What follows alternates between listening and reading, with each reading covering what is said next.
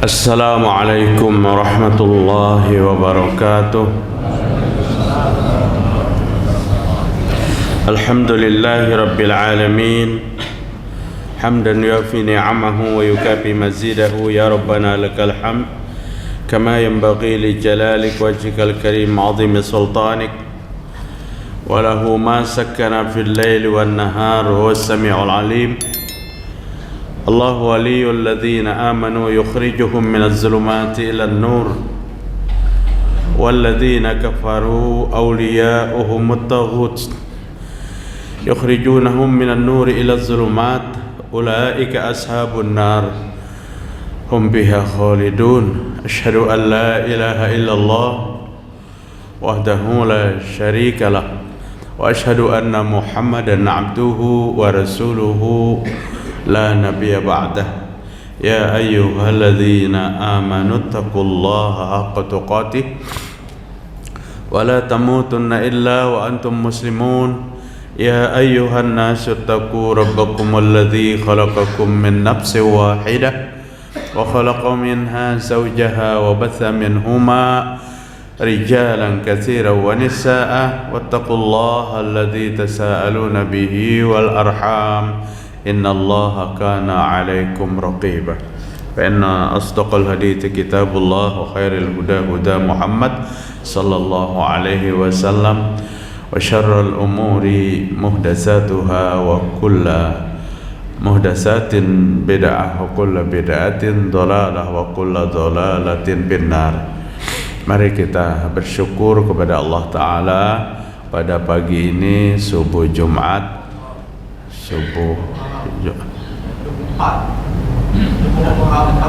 nah iya pulang mantap.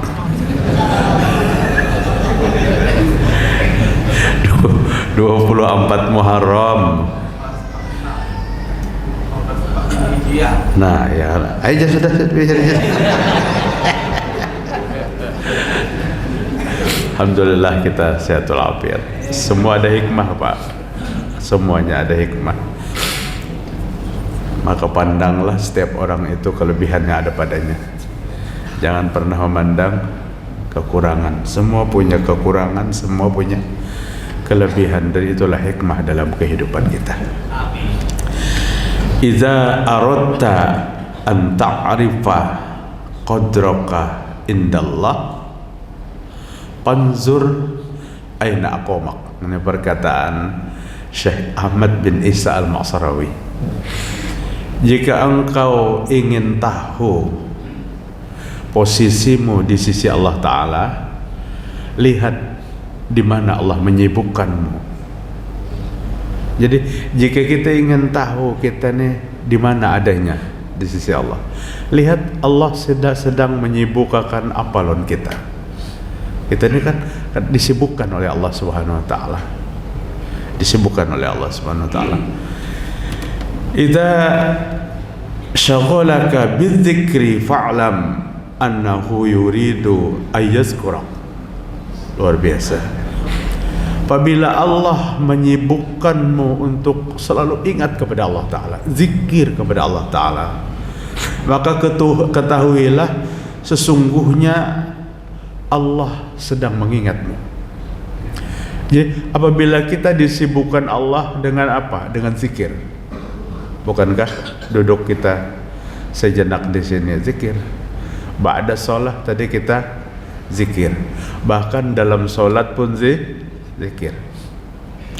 Jika Allah sibukkan kita dalam zikir, maka berarti Allah sedang mengingat kita. Orang yang zikir ingat kepada Allah, dan waktu itu Allah mengingat. Fazkuruni uzkurukum washkuruli wala takfurun. Al-Baqarah 152. Ingatlah kepadaku, berzikirlah kepadaku, maka aku akan ingat kepada kalian. Dalam sebuah diskusi, ana inda zonni abdi, aku berada pada persangkaan hambaku. Jika hambaku menyangkaku bahwa aku dekat dengan dia, maka aku dekat dengan dia. Jika hambaku menyangkaku jauh, maka aku jauh dengan dia. Rasa keingatan ulun lirik Bimbo, Pak. Engkau dekat, aku dekat. Engkau jauh, aku jauh. Hafal ya, pengen bertahan cuma pengen kadang nak menyahut. Engkau dekat, aku dekat. Ana inda zanni abdi. Engkau jauh, aku jauh.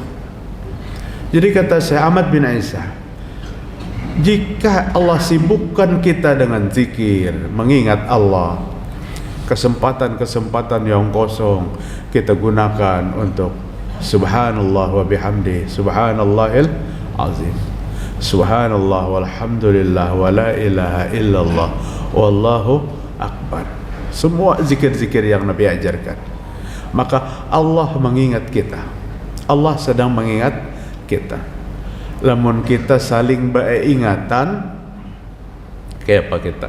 Rindunya kepada sanak keluarga yang jauh, saling mengingat di antara kita. Jadi zikir ini adalah sesuatu ibadah yang tidak memerlukan tempat-tempat khusus. Zikir adalah satu ibadah yang tidak hanya diucapkan di dalam masjid. Rahat di kendaraan kita sambil mutar gas, mulut kita komat kamit membaca zikir, itu sudah masuk. Asal jangan zikir ini ada beberapa tempat yang dilarang, seperti apa? Kamar mandi, toilet dan macam sebagainya. Allah Subhanahu wa taala menyebutkan dalam ayat 205 surah Al-A'raf, fazkur rabbaka fi nafsika tadarruan wa khifatan wa dunal jahri minal qawli bil ghuduwi wal asal wa la takun minal ghafilin. Berzikirlah kamu kepada Tuhanmu di dalam hatimu. Kata para ulama, pinapsik itu diterjemahkan diucapkan, tapi kita hanya mendengar ucapan kita. Kita mendengar ucapan kita. Berzikir di dalam hatimu. Tadarruan wa khifah, karena kamu tawadu dan takut kepada Allah Subhanahu wa taala. Wa dunal jahri minal qaul, tinggalkan suara yang keras dalam zikir itu, kata Allah taala. Bil ghudwi wal asal, baik pagi dan petang. Silakan buka di Al-A'raf 205. Allah mengatur cara zikir yang benar. Zikir itu Nabi ajarkan lawan kita. Zikir Nabi ajarkan lawan kita. Apapun bentuk zikirnya, bahkan zikir yang paling mulia adalah kalimah la ilaha illallah yang wajib diucapkan bagi setiap muslim muslimah pada saat menjelang sakaratul maut. Di detik-detik kematian wajib mengucapkan zikir itu, la ilaha illallah. Dan zikir ini kadang-kadang menjadi zikir bersama. Zikir bersama 100 kali umpamanya. Cuman yang kawa didengar nang pina aksarnya bagus tuh 25 kali. Mbah itu naikkan gigi 4, gas saja lagi. Kehilangan. Tapi ulun bingung juga, Pak. Ada zikir kawan mengirimi di medsos yang kesurupan. Jadi orang yang jamaah yang berzikir ini kesurupan dengan berbagai bentuk jenis. Yang lebih mengerikan lagi dan geleng-geleng kepala kita, apa ini zikir kepada Allah atau zikir kepada selain Allah? Seorang wanita kesurupan sampai terbuka hijab. Sampai terbuka hijab. Yang dikumandangkan itu apa kalau kada ulun lupa? Hasbunallah wa ni'mal wakil, ni'mal maula wa ni'man nasir. Itu dijadikan zikir. Diawali dengan miring ke kanan, miring ke kiri, miring ke kanan, miring ke kiri. Akhirnya ada di antara jamaah yang ulun mengatakan tuh pasti kesurupan, bukan keasikan berzikir. kesurupan. Ada yang kesurupannya nang kayak orang sedang silat, kuntau kita bahari, macam-macam kesurupan. Ini kita tidak ketemukan dalam kehidupan para sahabat Nabi Muhammad SAW. Sahabat Nabi itu orang yang selalu berzikir, karena Nabi mengajarkan zikir kepada sahabat. Sahabat Nabi itu orang yang selalu mengingat kepada Allah Subhanahu wa taala, tapi mereka berzikir dengan apa? Dengan apa yang diajarkan. Abdullah bin Mas'ud melewati satu kelompok yang sedang berzikir. Jamaahnya membundar banyak. Di tangan mereka ada kerikil-kerikil untuk menghitung zikir itu, dan mereka mengumandangkan zikir. Ibnu Mas'ud berkata, kapan kalian dapat cara menemukan zikir seperti ini? Oh ini wahai Ibnu Mas'ud, untuk membuat kehusuan dan kenikmatan kami dalam berzikir. Apa kata Ibnu Mas'ud? Baju yang bekas dipakai Nabi belum robek, pecah belah piring Nabi belum pecah. Artinya Nabi baru aja meninggal, Nabi baru aja wafat. Kalian sudah sejauh ini keluar dari cara yang diajarkan oleh Rasul sallallahu alaihi wasallam. Jauh cara kalian melakukan zikir ini, jauh keluar daripada tuntunan Nabi. Peninggalan jubah Nabi kada hancur lagi, piring mangkuk Nabi belum pecah lagi, kata Ibnu Mas'ud. Sudah sejauh ini. Itu masa-masa kehidupan para sahabat dan tabi'in. Apalagi zaman itu sudah hari ini. Dan kagumnya kita, jamaahnya banyak Pak ya. Banyak, luar biasa. Ulun kada pernah mengenal ada orang zikir itu sampai kehilangan kendali, kehilangan, ya kesurupan lah. Kalau umpamanya apa kesenian yang bisa kesurupan itu apa? Kuda lumping. Kalau kuda lumping kesurupan, ya silahkan, kada masalah. Tapi kalau ada zikir orang kesurupan, perlu ditinjau kembali. Ada yang tidak beres dalam zikir kita. Kan para sahabat kada pernah kesurupan dalam zikirnya. Kenapa? Karena ini amalan yang paling mudah Bapak-bapak. Amalan yang paling banyak mengundang kasih sayang Allah. Kalimatani khafifatani 'alal lisan, saqilatani 'alal mizan, habibatani 'alar rahman. Subhanallah wa bihamdih, subhanallahil azim. Hadis sahih. Dua kalimat yang ringan dibaca, dua kalimat yang timbangan kebaikannya sangat berat pada hari kiamat. Dua kalimat yang Allah mencintai, dan Allah mencintai kepada yang suka membacanya. Apa dua kalimat itu? Subhanallah wa bihamdih, subhanallahil azim.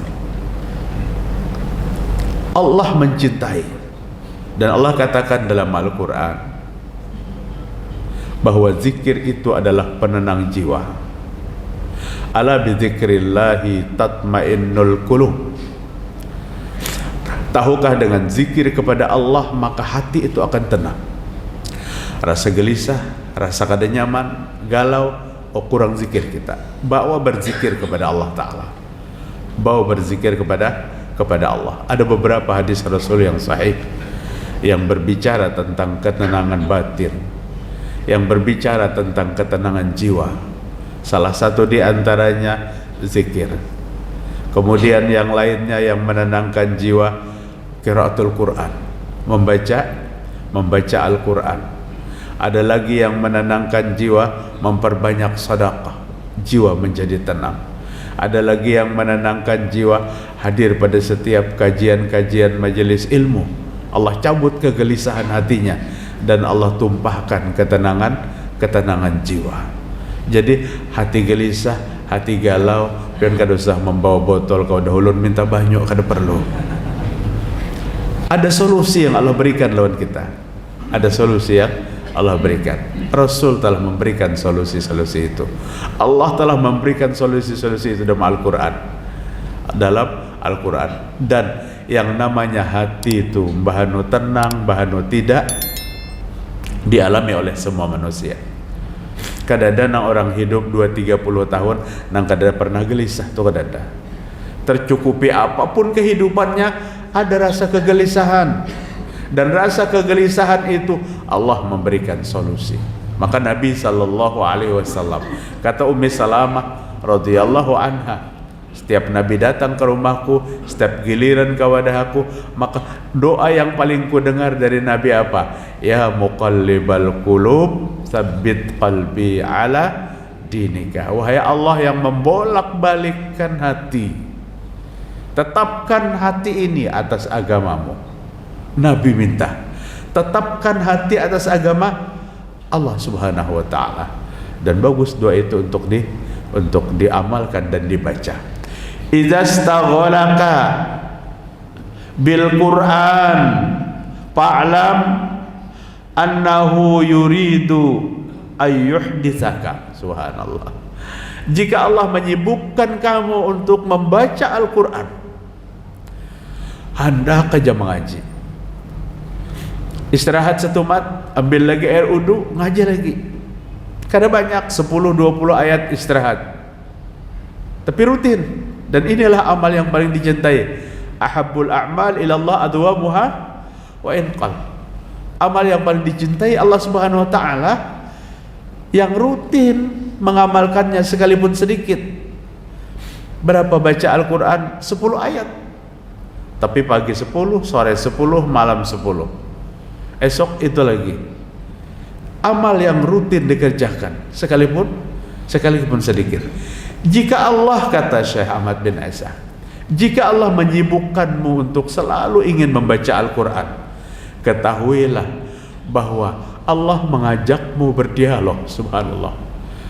Allah mengajakmu bicara. Kenapa membaca Al-Quran itu dianggap Allah mengajak kita bicara? Karena Al-Quran adalah kalamullah. Al-Quran itu ucapan Allah yang tiap hari meluncur di mulut kita. Allah mengajak kita bicara jika Allah menyibukkan dengan Al-Quran. Beruntung bapak-bapak, luar biasa beruntung orang yang tiap hari mulutnya, tenggorokannya selalu dilewati oleh kalamullah. Nabi SAW katakan, ini tenggorokan yang tidak pernah dilewati oleh Al-Quran seperti rumah yang angker, kata Nabi. Seperti rumah yang ada jinnya. Menghilangkan semua itu Al-Quran. Bahkan Al-Quran itu bukan menenangkan hati, tapi menenangkan seluruh rumah tangga. La taj'alu buyutakum maqabira fa inna syaitan yanfiru minal baitil ladzi tuqra suratul Baqarah. Jangan kamu jadikan rumahmu seperti kuburan. Adalah nang membangun rumah kayak kuburan kadada. Nang ada wah ini celengan bentuknya keranda. Asa menok tadi jo Bang. Buat datang keranda calok ya kantong kirim makan. Bentuk keranda bagus tuh mengingatkan kita kepada kematian. Rumahmu jangan kamu ciptakan kayak kuburan, kata Nabi. Kenapa? Karena kuburan tidak ada aktivitas ibadah. Salat menghadap kuburan diharamkan. Apa aktivitas ibadah yang disuruh dibaca di kubur?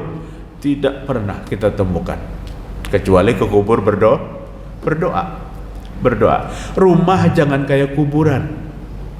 Maksudnya Al-Quran itu dibaca di rumah. Al-Quran dibaca di rumah. Fa inna syaitan yanfiru minal baitil ladzi tuqra suratul Baqarah. Syaitan lari dari sebuah rumah yang di dalamnya dibaca surah Al-Baqarah. Minimal lamun kada kawa sabaqarahan ada 255 surah Al-Baqarah. Apa 255? Ayat kursi. Ada ayat kursi. Kalau ayat kursi itu iblisnya seorang nang memadahi nih setan kadoni beparak apabila membaca ayat kursi. Ujar Abu Hurairah, inya memadahi kayak itu hai Rasul. Iya itu ujar Nabi. Iblis setan tuh seumur hidup mengaramput kecuali itu jujurnya.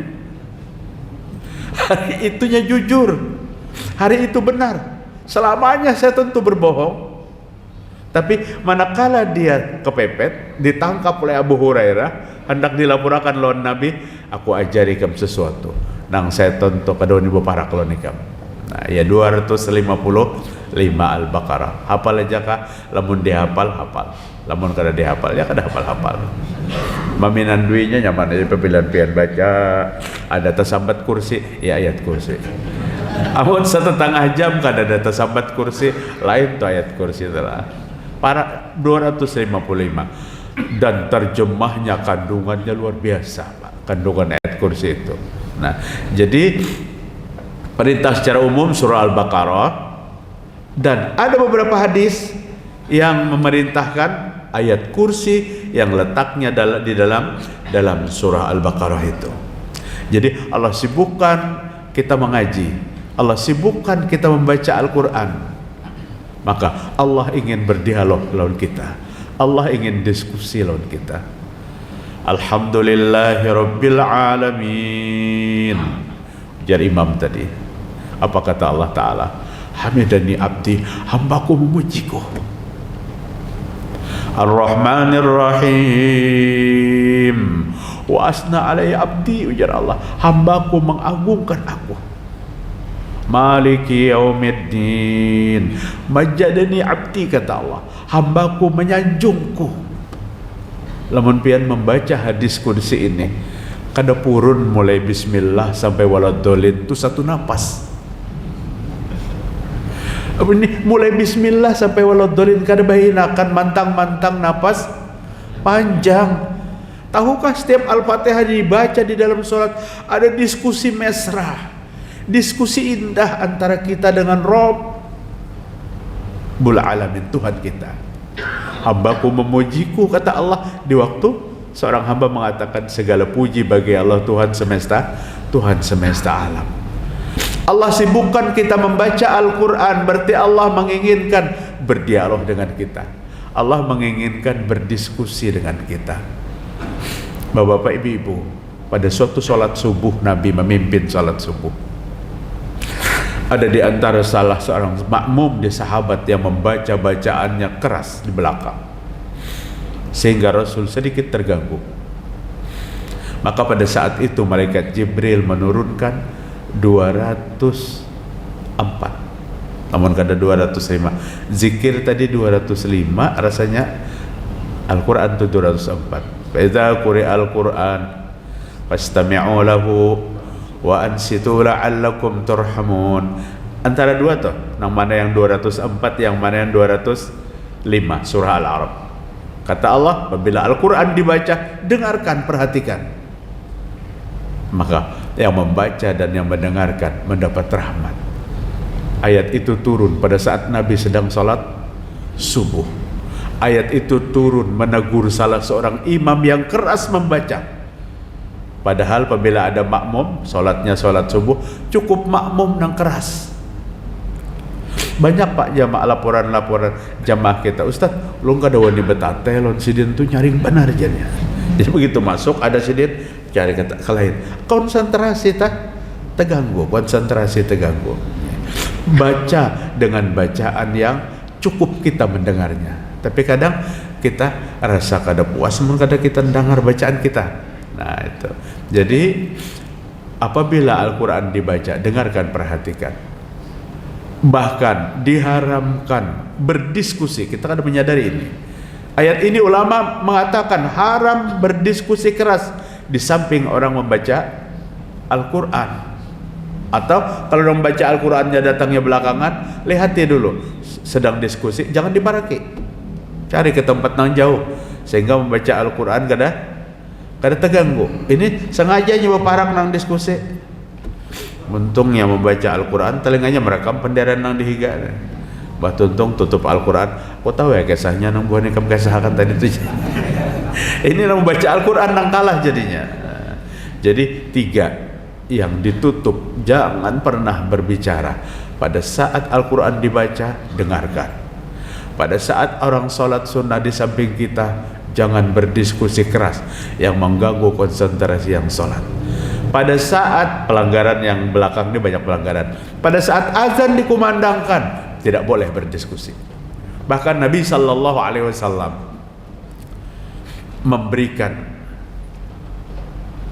memberitakan tentang besarnya ganjaran pahala bagi orang yang mendengarkan azan. Apabila azan sudah dikumandangkan, stop. Karena ada yang lebih penting daripada mendengarkan azan.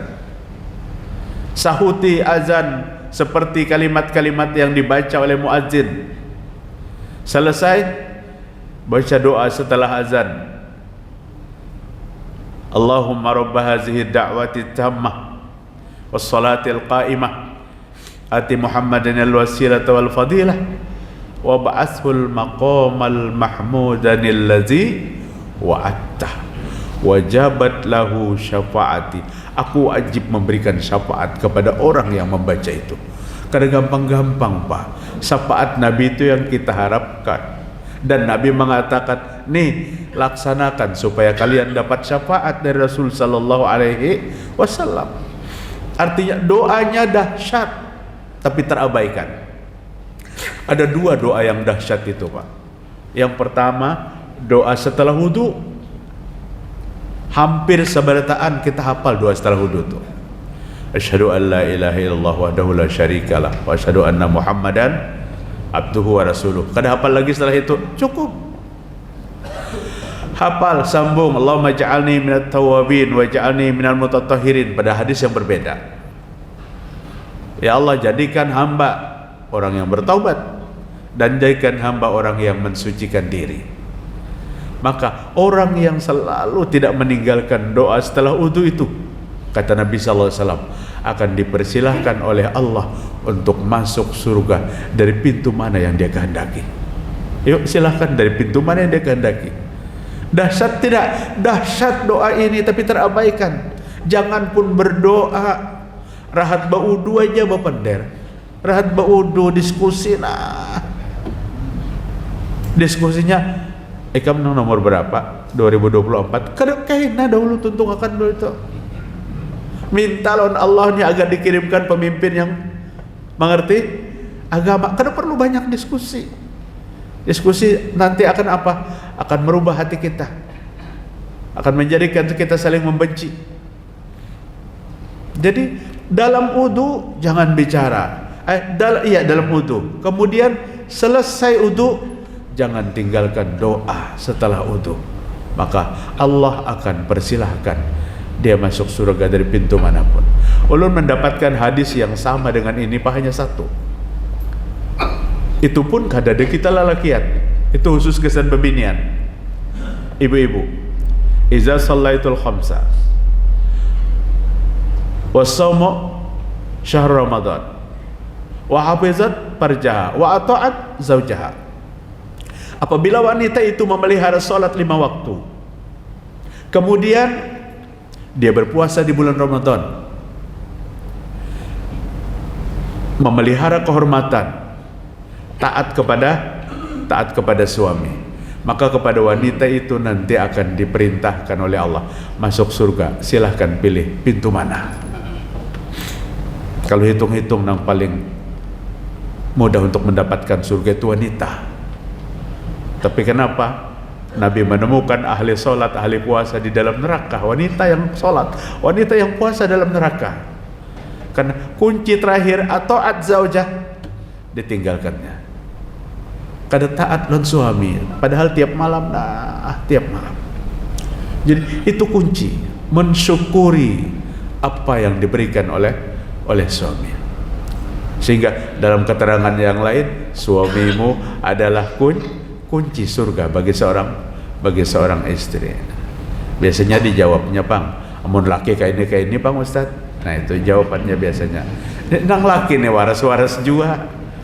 Nang laki nih waras sandaga nang laki nih sedikit kadang mengarahkan bini kepada kebaikan. Jalan sendiri nang bini, jalan sendiri.